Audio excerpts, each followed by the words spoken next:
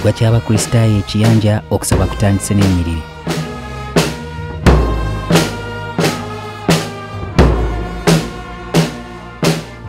Okusinza n'okutendereza olwo ne bigoberera.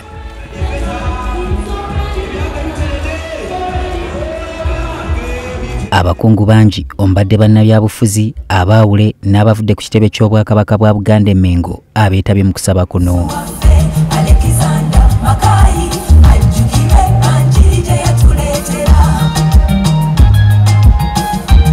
Omubuulizi omukulu abadde omumyuka wa Ssenkulu w'ettendekero lya Uganda Christian University Canon Dr. John Ssenyonyi ng'ono asekeredde abamwogerera ebisongovu olw'ebiragiro ebikakali ettendekero lino bye lissa ku bayizi baalyo. Uganda Christian University.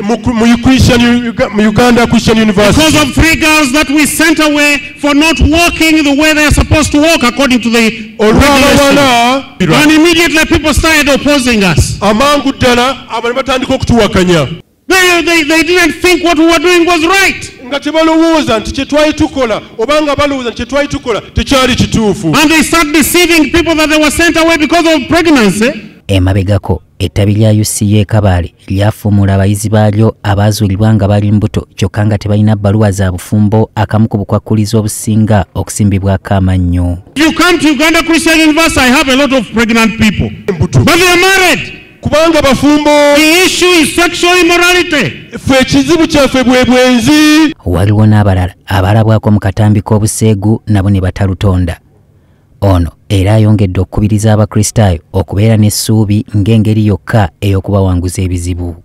If you don't meet any resistance walking as a Christian, then you better watch which direction you are walking.